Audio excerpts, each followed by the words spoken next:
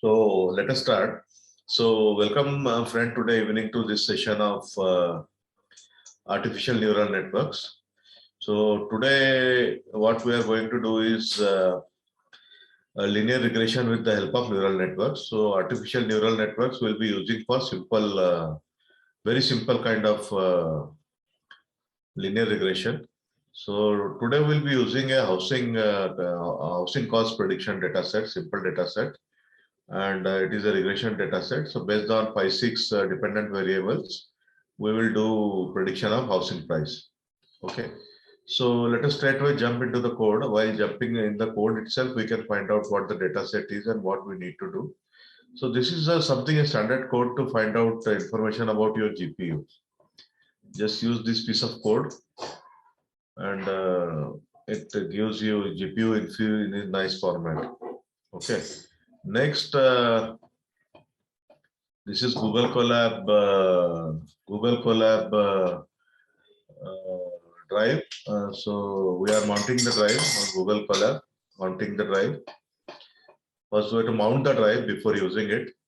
On that drive, we have put the data set. So first import pandas, numpy. So all imported in the one line only. Seaborn, our usual things. %matplotlib inline for to get all the plots whatever we do within the Jupyter notebook itself. That's why we do this line. This piece of code to warning code, this couple of lines too, we usually put to ignore warnings, whatever warnings, unnecessary warnings it will throw. That Python will throw. So TensorFlow or Python will throw, so that will be ignored using this.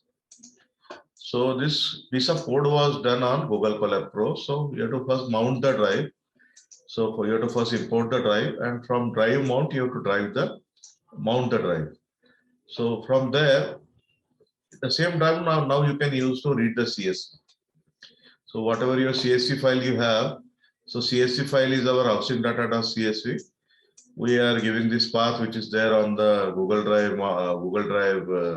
mount, and same thing you can do with, as you are aware, same thing you can do with on your local network. If you are not using Google Colab Pro, then you can do the same thing in your laptop also. So you have to give your laptop path, you have to give here. So then we see the first 5 rows. So you see the data set. So there are some cryptic names, Scream, Zden, Indus, the Jazz, all there are some cryptic names are there.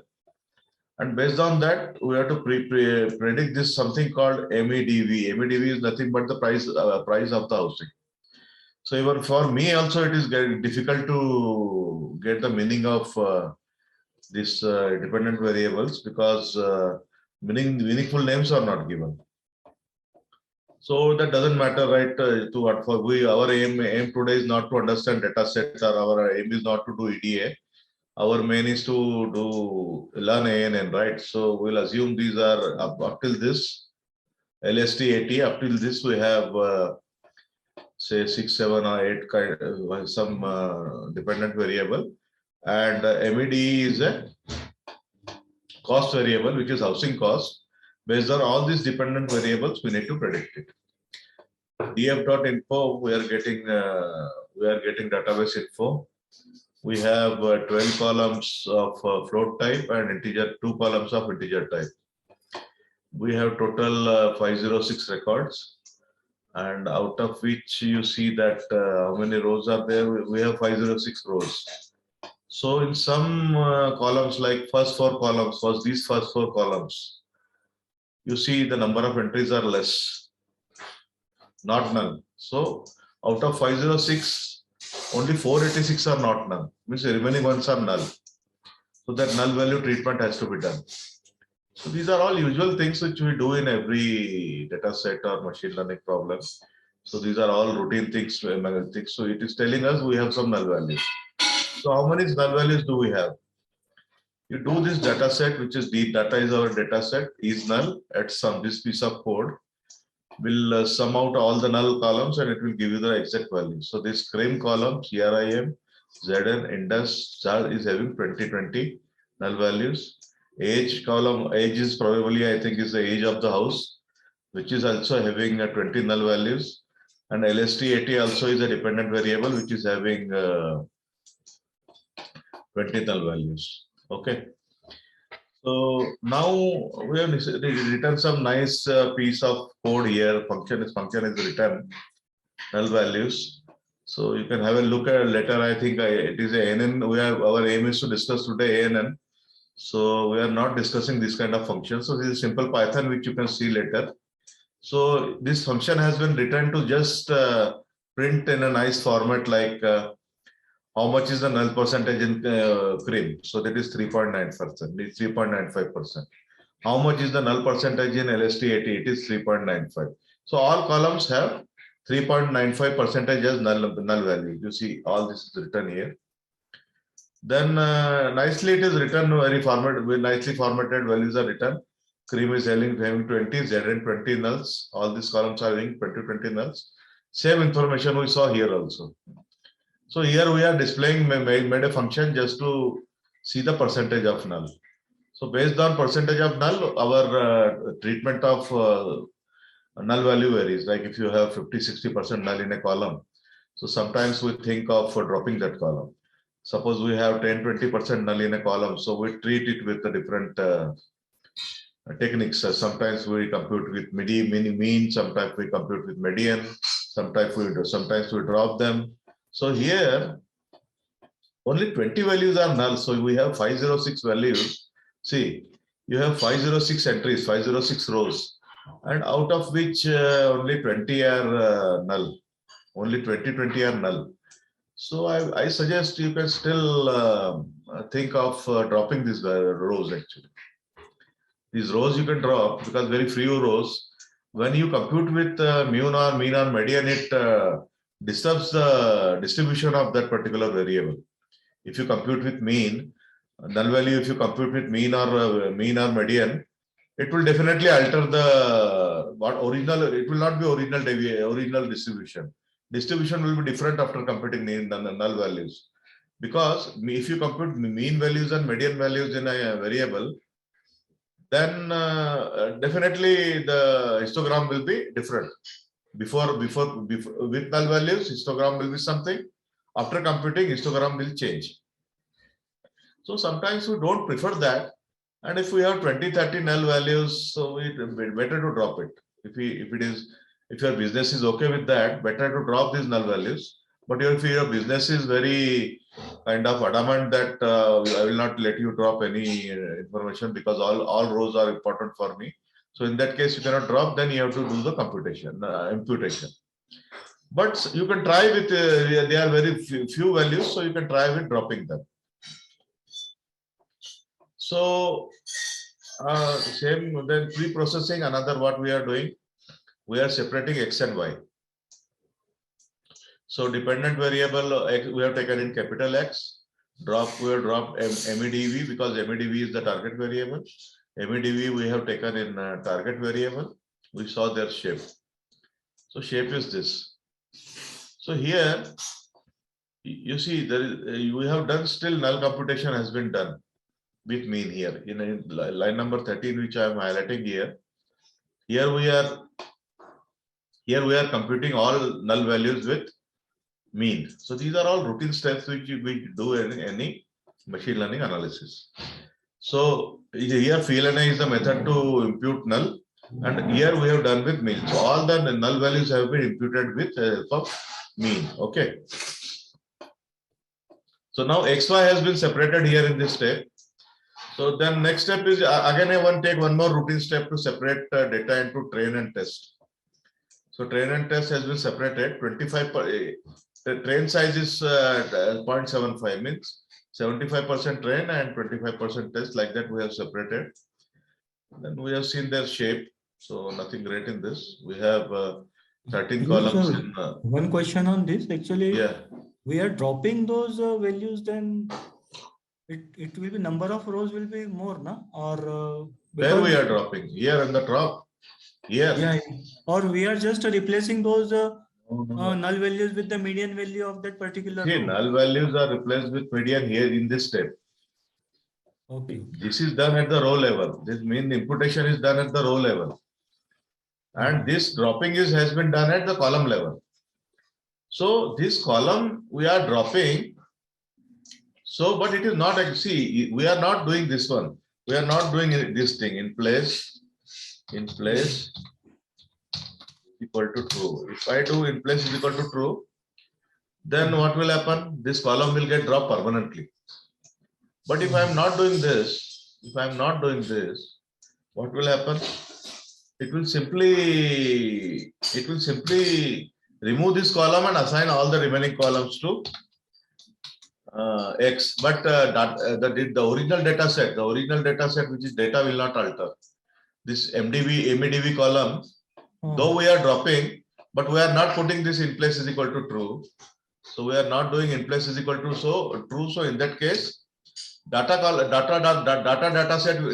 a data set, right? So that will not get altered.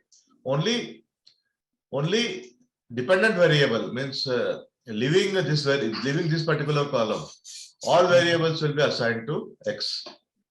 Understood? No? Data, this original data frame will not be altered because we are not doing in place is equal to true. Right. Then we are what next we are doing. See, it is not altered. See, even though we have dropped here, same thing we are using. Same column we are assigning to dependent variable. We see their shape, train and test breakup. And then what we have done is that we have made a function to do some kind of analysis. So I will tell you what analysis does in the later stage. Let us get into building our first ANN model. So ANN is nothing but your artificial neural network. So in our ANN model, we usually do with the help of sequential. Sequential we first import. It is a sequential is a class which we import, which is used to make our ANN model. We can make our ANN model in 3 ways in Keras. Keras is nothing but a language which we use on the top of TensorFlow to write our code. So these days we never write direct code in TensorFlow, but we always use Keras only to write our code. So sequential is a class which we use to build our model.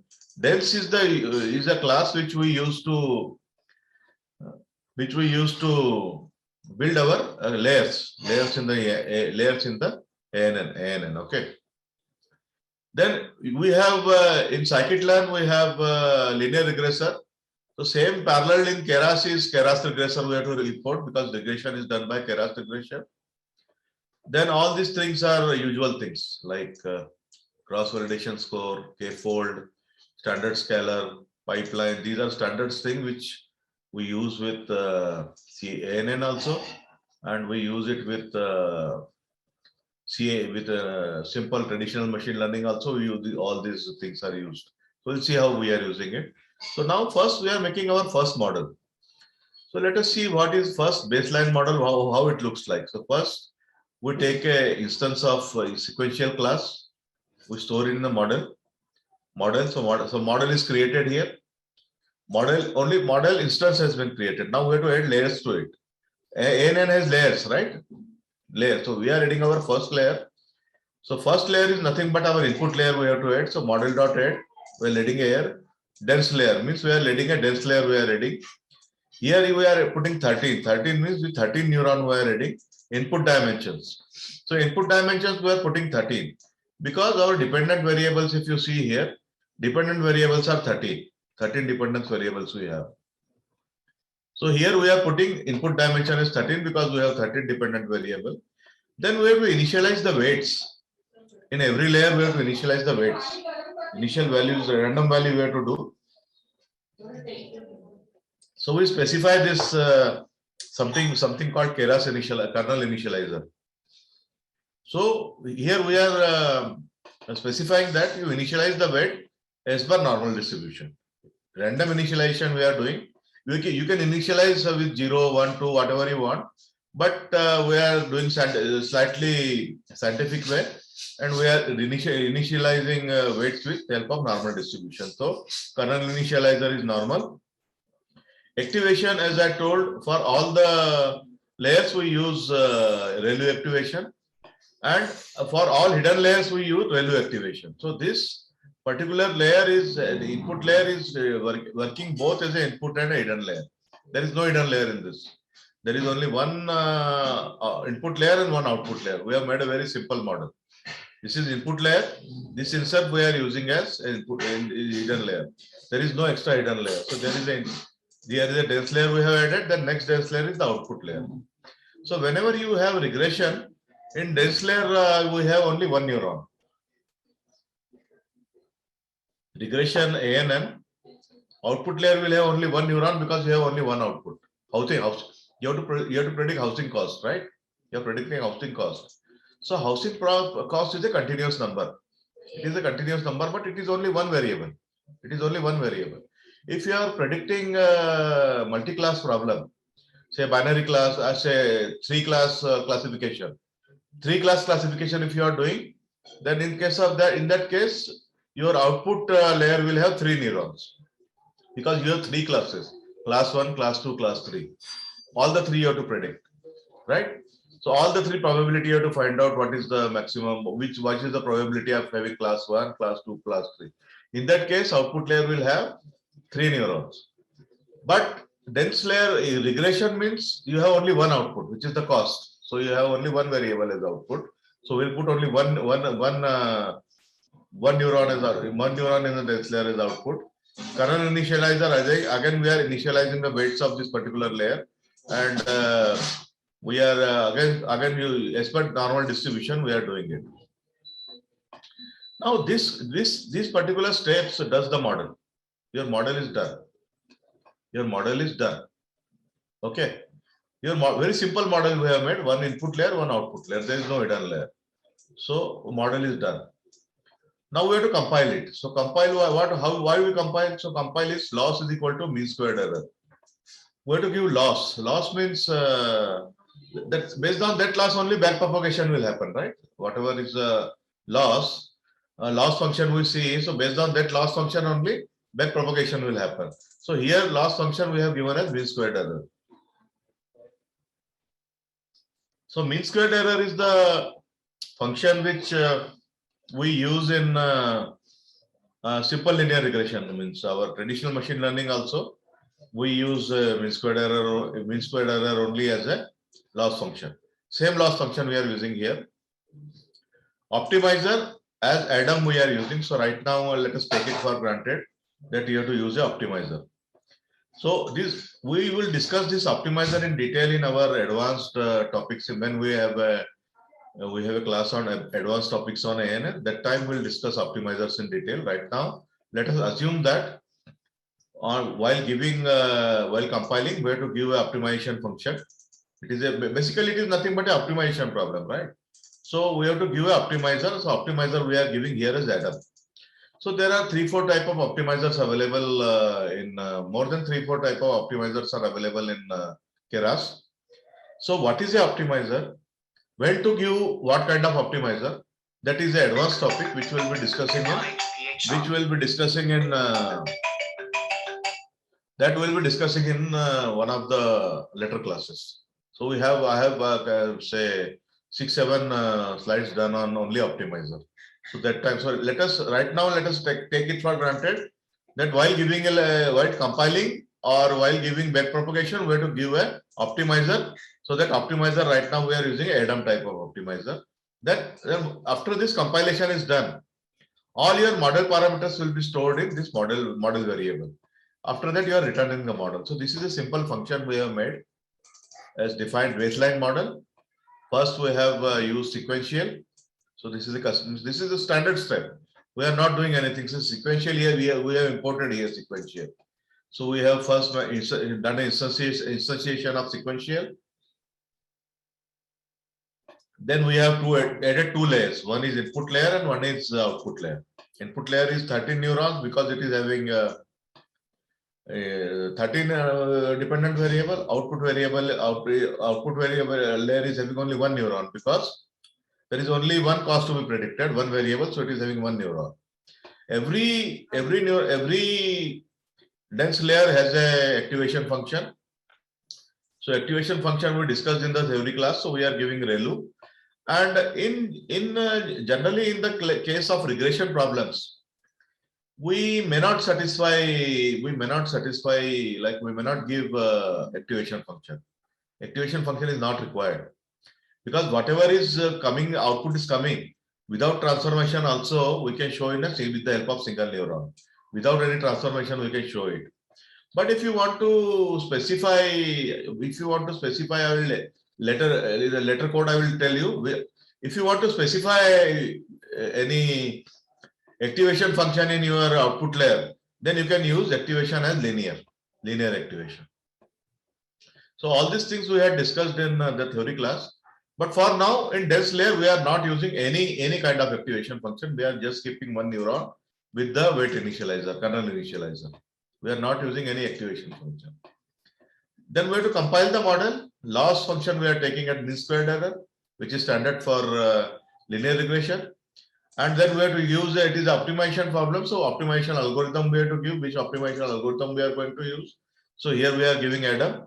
And let us take it for granted right now. So what is optimizer? What is Adam? And there are 3-4 more kind of optimizers available. So that we'll discuss in one of the class which we have on advanced topics. Once the model is compiled, it returns the model. So this model has, but this is the model. Our model is returned means what? Model is having all the weights and biases. We in the theory class we discussed that making a CNN model, making a ANN model is what? Fixing its number of layers. So here number of layers we have fixed as only 2, input and output. Then another thing is you have to fix neurons in each layer. So we have fixed the input 13, output 1. That is one thing done. This is fixed in the model. And then once we do the compilation, so at the time of compilation, your weights and biases will be calculated and determined. Your weights and biases will be calculated, and that weights biases, your number of layers, number of neurons in each layer, and finally the weights and biases between each layer. They define our complete model. So complete model is there in this variable, so you can return that. So now what you have to do? Now you have to do the regression, right? You have made the model. So now you are calling here Keras regressor. Build function you have to give which function you are using. So here this function baseline model we are using it in the regressor. Epoch means how many number of iterations. So here we are giving 100 iterations. Batch size. So batch size we are giving here 5. Means like records will be fed to input records. 5 records will be taken at a time. 5 records will be taken at a time and feed into the input layer of the neural network. So how batch size is important, how it works, and what difference does the batch size makes. So that we will discuss in one of our advanced topic class, which will have say maybe a couple of weeks from now. So batch size is the important hyperparameter. So right now we have empirically taken it as a 5 batch size. So 5 records will be feed at a time. 5 samples will be feed at a time to the. So these are all tensor calculations. Or you can say in a simple terms, it is a linear algebra involving matrix calculation and tensor calculations.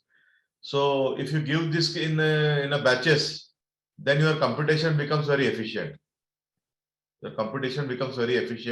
So generally, this kind of data, if you weigh one record by one record, your computation will not be efficient. Like it may take a lot of computation time. But since it is a matrix calculation, it can take a lot of rows at a time.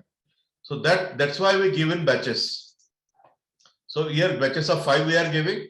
So total means total 500 batches, 500 data we have, 506.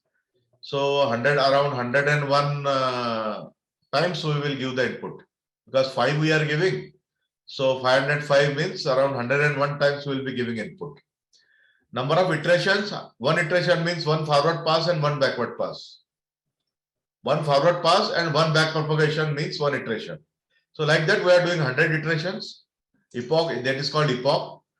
And then verbose is equal to 0 means when it is doing that regression, we don't want to see any kind of output in the screen. So then k-fold cross validation we are using here. So K-fold cross-validation means for every epoch, it will do 5 iterations. K-fold means n splits means 5 iterations. 5 iterations will do for every epoch. So total 100 epoch, it will do 500 iterations, because for each it is doing 5. Okay. Then to calculate the results, we use the cross-validation score. It is all standard code, so you need not worry and all. Once you see this code, you can use it in all kind of regression, and every regression you can use the same. Whether it is a random forest regressor, or whether it is a XGBoost regressor, or whether it is a linear regressor, or whether it is a ANN regressor. For every kind of linear regression, you can use the same kind of code. Okay, so K-fold you have specified 5 times it will do. Cross-validation score we are doing. Which estimator you have to in cross-validation score? You have to first use the estimator. So this is the estimator, which is our ANN model. The Keras regressor is the estimator. That estimator you have to give. We are training. We have trained on the train and test. So we have to give both the X train and Y train, because training will happen on the training data. It is supervised learning, and CV is equal to K-fold. So CV is equal to K-fold means you have to give how many times it has to run. So then what we have done, this results will produce actually, result will produce 5 scores. 5 scores for every iteration. So we are taking the mean score of 5 scores, because 5 score we are taking, and the mean of 5 will be that's what value we are taking. Why we are taking 5 scores? Because all these formation of all these calculations are random calculations, right? So you are choosing your X train, Y train, all those kind of things, and there is lot of randomness involved. So if you do only one calculation, somebody may tell that if you have run your model one time, so it is only chance that your accuracy is good. So we want to tell him, boss, for every iteration I have run 5 times, and whatever score I am showing it to you is the mean of 5. Okay, so nobody can question your model. Nobody can say that your results are by chance. Okay, because for every iteration you have run it 5 times. By every iteration you have run it 5 times, and mean of 5 you have taken. So now what we are doing, we are calculating results dot mean and result dot standard deviation. Result mean we are calculating. So result is nothing but your mean squared error. So mean squared error is coming, and standard deviation is nothing but 5.37 between the results. So 29.36 is the absolute value. Mean squared error is the absolute value, right? It's a difference of actual minus predicted and square, right? So that is mean squared value. So mean squared error, but now I am not sure how it is coming negative. Sir, MSE is 5.37 and baseline is minus 29.7. Then what is this, madam? Then baseline is what is baseline? The results are regression result. Baseline is just we are Sir, a title we are giving. Sir, predicted regression result, predicted value of car price, it seems. Yeah, predicted value of housing price, right? I think you are right. Price. So this is the predicted value of housing price, and this is what is mean squared error. This is what is the mean squared error. Yeah, that's what I was confused. That mean squared error can never be negative, right? So it is correct only. So mean squared error is 5.37, and minus 29.76 is nothing but your it is prediction with prediction for housing price, which is absurd. Housing price can never be negative, right? So it is absurd prediction we are giving. Our model is also not good, because we have done only one input layer, one output layer. Okay, then you run it. Once you run, then you do scoring with the help of R2. So R square scoring we have done this time. Scoring we have done with the help of R square. And here we have not specified scoring actually. This cross validation score we have done.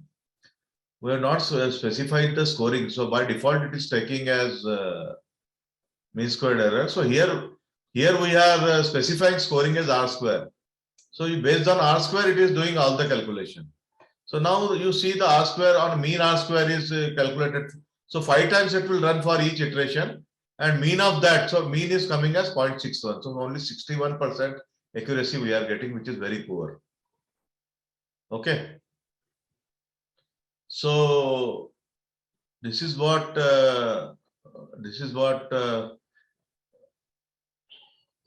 estimator. Now once we have defined this scoring and R square has come, then again what it is doing here in this step, estimator.fit.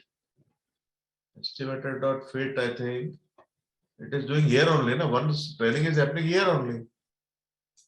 Here itself training is happening. Then estimator. Then what is this step? I am actually confused here. See, here itself your training is happening. And you are getting your R squared score to R squared value, right? So training is happening here itself. Training is happening here itself. So what is this R squared or estimator.fit again? So estimator.fit is estimator we are calculating here, and then results are coming. An estimator is still we are using here, and here training is happening, and we are getting our R square value also, right? We are getting our R square value also. That means training has happened, and then prediction also internally happened, and then it has calculated the R squared. So once this model is complete, then I am not sure what is this estimator.fit. So anyway, so that I will explain in the next class. Let us leave this. Why this step we have taken estimator.fit. I'm not sure on that. So let us discuss this in the next class. I will do some R&D, and based on that, I'll tell you what is this again, why it is done again. So anyway, this step only we are leaving here for the next class. So you assume that R square has come, and analyze means now we are doing some simple plots. So estimator means we are plotting our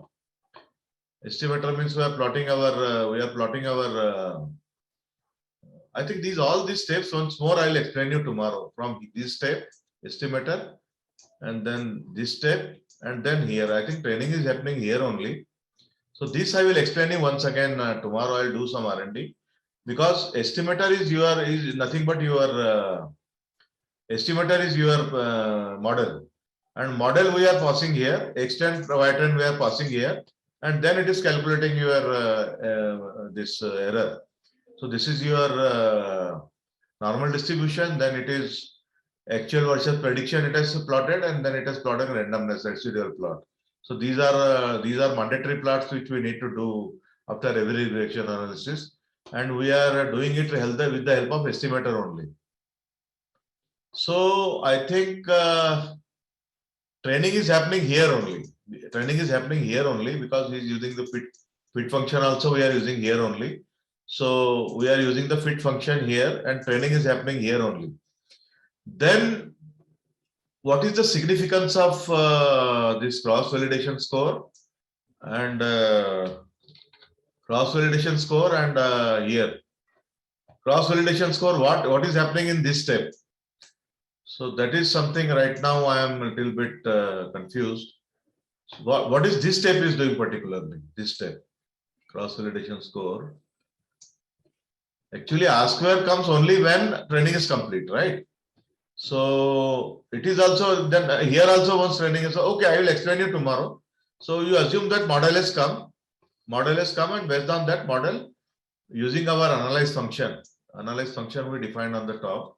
Here we had defined analyze function, null values, processing, analyze, search for it.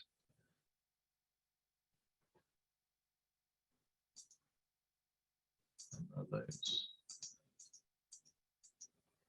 Yeah, here we have defined that function. So this is simple Python code to plot. See, we are taking the model, we are taking X and Y. So it can be test or train anything. We are doing prediction first with the help of model. Then we are taking residuals. And then we are doing a couple of plots with the help of that. So it is simple Python, which I think we need not discuss in this class. So with the help of this function, we are plotting these three plots. So once these plots are done, with the help of for train and test, train data, we are doing these plots, and then for test data, we are doing these plots. So this completes our regression analysis. Estimator is nothing but our model, which we have calculated in this step by the training. This step by the training, and then we have done the plot for train and test both. So you see some kind of plots are like residual plots are okay, and graph scatter plot also is somewhat straight line. But I think here the residual plot for residuals versus y. So that plot is not very good. Some kind of jumbleness we can see in between. So near to center, there are a lot of points centered around. So this plot is something which is, I think, is not okay. So let us go to next model. So we are calling this next model is our. So this is one experiment done. We have done the baseline model, and our baseline accuracy is for baseline accuracy is 70%, and for test it is 74%. So one baseline model is done. Now next same thing we are doing, larger model we are doing. This time we are introducing one hidden layer. So sequential, same thing we have done sequential. Same input layer we have done as we did in the earlier model. Then we have added one hidden layer here. Here hidden layer we have added same hidden layer with 6 neurons. So these 6 neurons are chosen arbitrarily.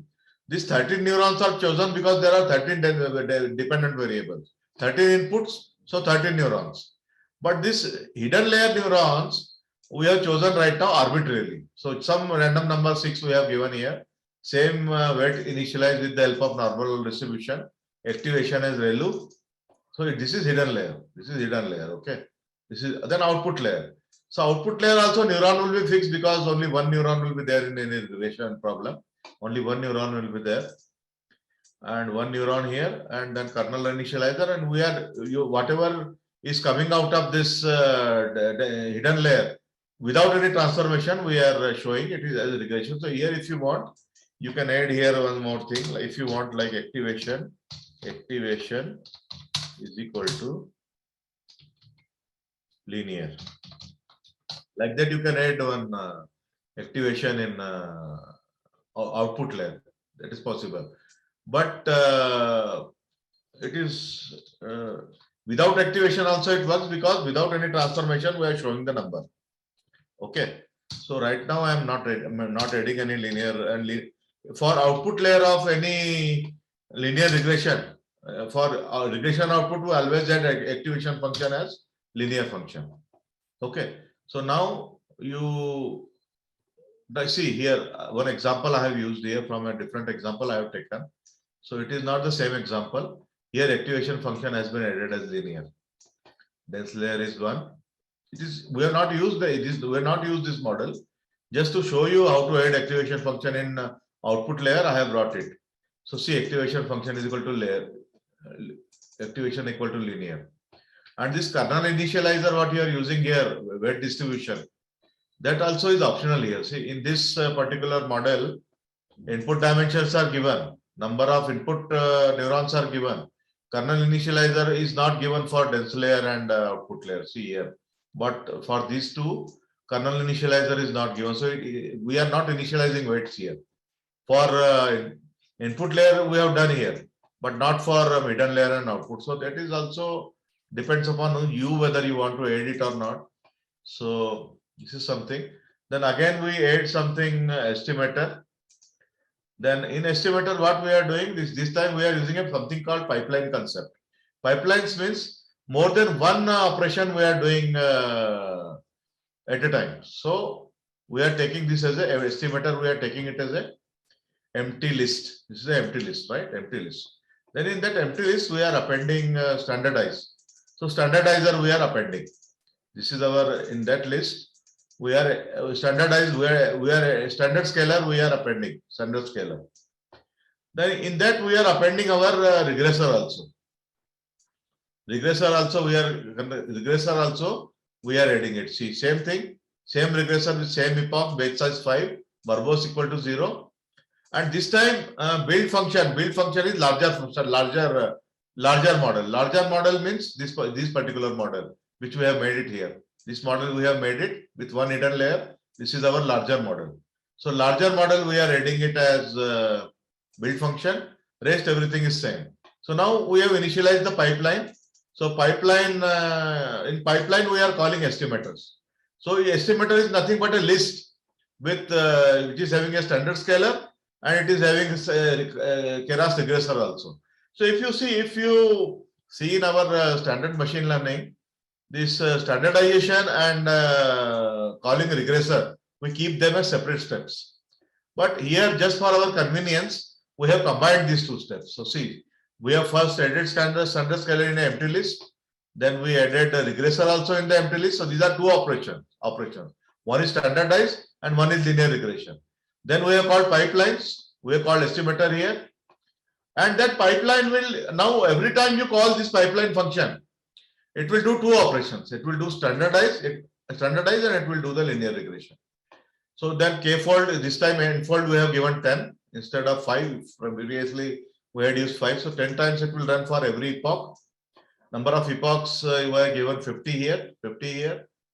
And for each epoch it will run 10 times. Then same thing, cross validation score we are running. So instead of model, here you see here in the instead of here in the top, what we had done, we had see estimator was Keras regressor. So here in cross validation score, we had used this model which is Keras regressor. But here we are replacing this Keras regressor with pipeline. So pipeline is nothing but it will do two operations at a time. It will do standard scaling and it will do regression also. So this pipeline is two operations. So pipeline we are using as a model here in the validation score, and we are passing X trend, Y trend, and k-fold. So k-fold means 10. So again we got results we got as minus 17.74 and standard deviation we got 8.73. Then this time we are doing it next step. This type where we are doing it without any scorer. Default scorer we are taking. For this step, next step we are using a scorer. So scoring means R square. So now this time we are using R square. So from R square we are doing the same cross validation, pipeline, then X trend, Y trend, same step here. Here we did this step without any scoring. So default scoring was used. Here specifically we are specifying that scoring should be R square. So scoring should be R square. So mean R square, now we are calculating here result dot mean, and the mean R square is 74%. So 74% you got. Then again with the help of analyze, we have done X trend, analyze instead of model. So what you have to note here is, instead of model, we are using pipeline as model. And this pipeline will do two jobs. One is standard scalar and it will call this regressor also. So this pipeline we are using as model, and then same plots are done. Once for train, here this is for train and this is for test. Same function we have done. Then we are running another model. Another model means what we are doing. Again, this time we are using more number of neurons in the input layer. Usually what we do when our input dimensions are 13, we take only 13 neurons in the 13 neurons, one corresponding to each input. But this time, instead of 13, we have taken 20. It is just an experimental model, okay? We are not using any hidden model. Same model we have made it. Same pipeline we have used. Same analysis. And this time we have seen the accuracy has increased. So instead of using 13 neurons in the input layer, he has used 20 neurons in the input layer. and accuracy has substantially increased. It has increased by 5%. So then you see training accuracy. Then he calculates while fit, it is 85%. We have plotted it, and testing also 84%. So mean to say that just by changing the number of neurons in input layer, we have increased the accuracy substantially. Okay, so that is what is the advantage here. And 3 models totally we have done. First time we did the input neurons 13, no hidden layer. Second time also input neuron 13 with hidden layer.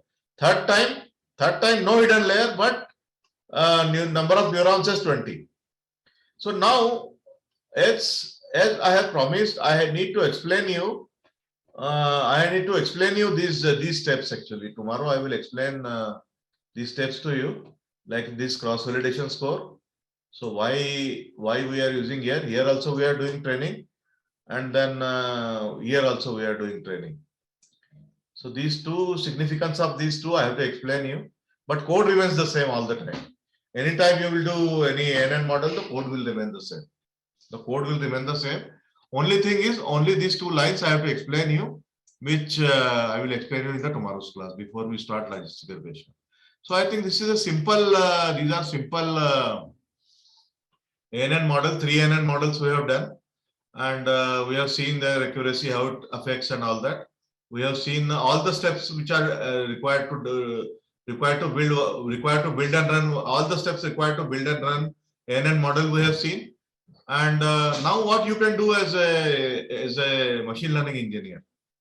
As a machine learning engineer, this gentleman has added only 1 hidden layer. You can add 2 hidden layers, 3 hidden layers, 4 hidden layers. Number of neurons you can vary in each hidden layer. That's what you can do and try. So this is what you can try. So these are all hyperparameters, number of layers, number of neurons. You can do. You can you can make very big models with 15 hidden layers. But this is a very simple problem. So only 1 hidden layer, I think, gave us nice result. So I think I keep it open for questions. Only thing, these 2 things I have to explain you. This result step, cross-validation score step, and this pipeline model dot fit. These 2 steps I have to explain you. What is the significance? So that I will do some R&D and explain you tomorrow. So apart from that, I think you have seen all the steps. And this function and these plots, whatever you have seen.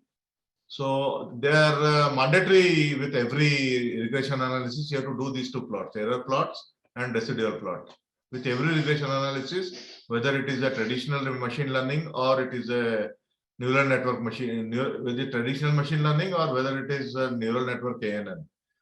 Every time you have to do, and to see the accuracy of actual versus predictions. So these plots is also, we usually do this plot, how actual and predicted scatter plot looks like.